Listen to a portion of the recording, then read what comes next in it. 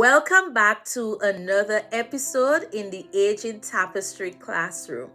We've been speaking a lot about persons living with dementia, but we haven't drawn any attention to the caregivers, those persons who are sacrificing time, their career, personal development to care for their loved ones. I want to dedicate this video to you.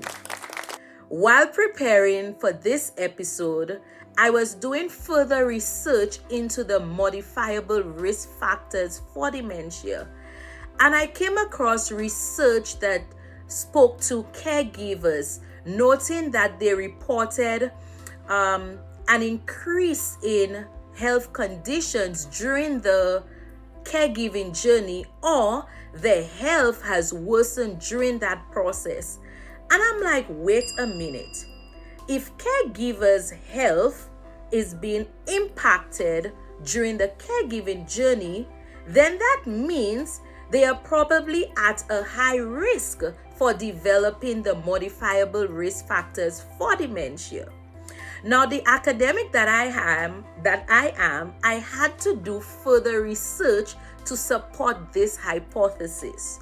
So I came across this research, which was recently published and is the first of its kind in June of 2025, based on data from the United States. And I really want to share some of it because the caregiving journey in itself is very stressful, and the stress can be attributed to several different factors. Number one can be the grief, seeing your loved one go through memory loss and cognitive decline, them not being able to recognize you, you not having support from your family or friends, so you need to do everything on your own, you not having time to pour into you. So what do? You neglect your health, you don't exercise, you put in a lot of harmful foods into your body because you just don't have the time, because your loved one demands a lot of care and attention. So I want to share the findings from this research and also provide some tips that caregivers can use to ensure that they're also pouring into themselves and nourishing themselves like they're doing for their loved ones. So let's get into it.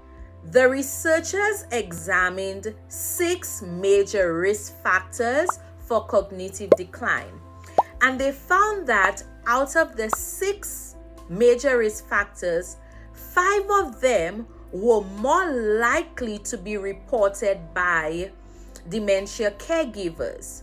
And what are those risk factors?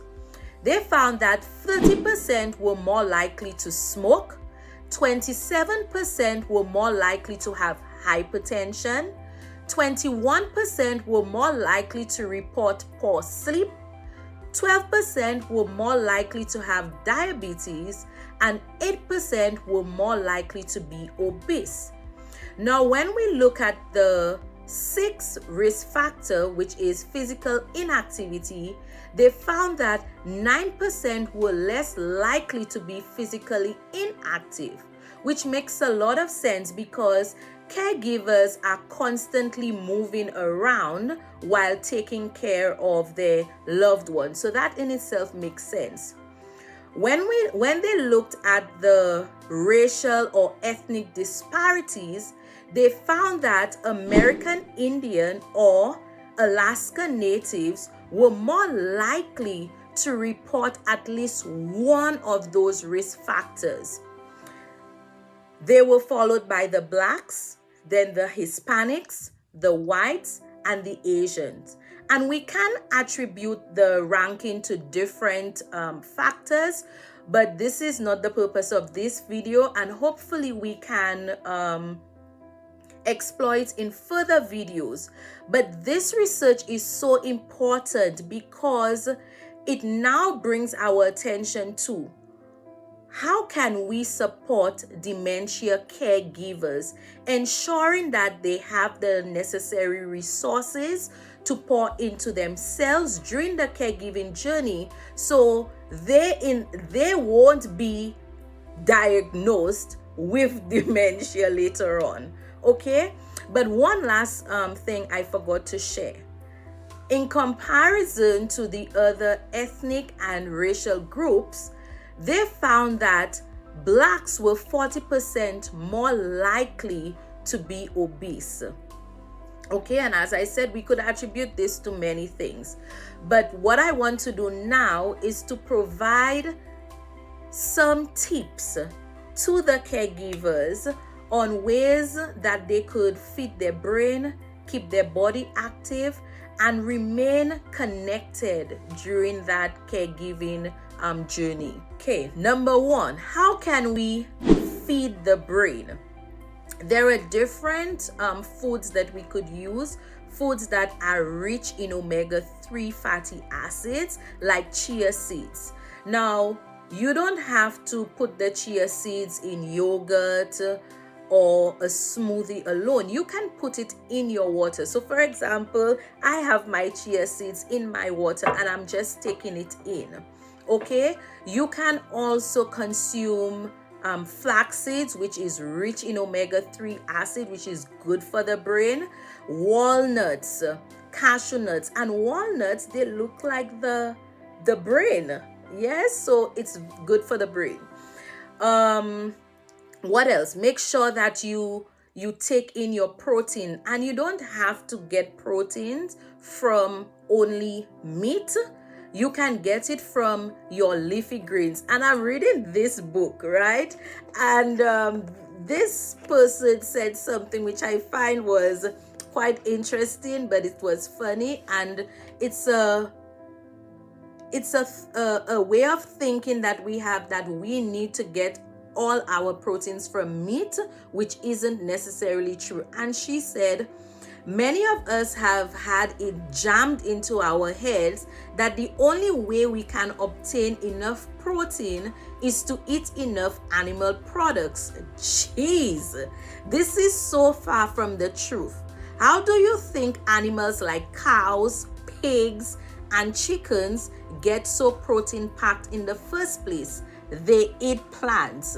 So all this to say, you can get your proteins from your vegetables. I would recommend getting that book. I will also put the details in the descriptions, and also this book. It's also a really good book for caregivers and just anyone in general. It speaks about ways that you could really care for your health and what foods that you should be putting into your body, and just debunking a lot of the misconceptions that we have about food. The time that you're spending with your loved ones, do not look at it, let's have a mind shift. Do not look at it as, I need to make sure that they have food and then maybe later I can do something for myself. How about identify the foods that you guys both like, right?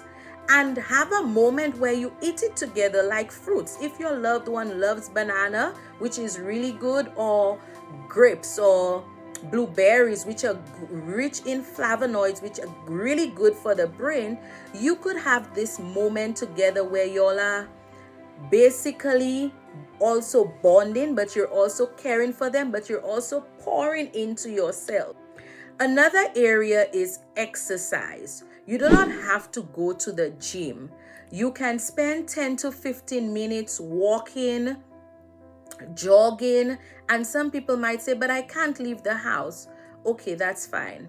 Research has shown that you could also dance. So you can turn on YouTube. There are several, you could put on your favorite music and dance. The whole purpose is to move your body, get your heart pumping, get the blood flowing in the body. Yes, and there are several resources. I know people will say, oh, we don't have money. But I'm just giving you or letting you know that the resources that are available, wherever there's a will, there's a how. So you could make it happen. So there are the walking pads. There are the sort of like skipping ropes. I cannot skip, so I use this thing to help me. You have the the in-house steppers. There are things that you could tap into to just ensure that you're remaining active while you're caring for your loved ones. And last but not least, community is so important. You know, finding support groups, connecting with families and friends. You do not have to carry this load on your own. You know, if families and friends have decided or have said, oh, I want to help you during this journey, please allow them to. Please allow them to, because it's important for you. Or just calling a friend and laughing on the phone. Laughter is good, you know, laughter is good for the heart. So all of those things can help. I just want you to know that you're doing your best, and do not feel guilty about what anybody else has to say about the quality of care that you're giving to your loved ones. You're doing your best. So if this video resonated with you or with someone you know who is a caregiver, please share it with them. And I will be doing more videos and providing more resources to caregivers of dementia. And yes, so thank you so much again for listening. It was quite a lengthy video, but I know that someone out there needs to hear that. So thank you. Bye-bye.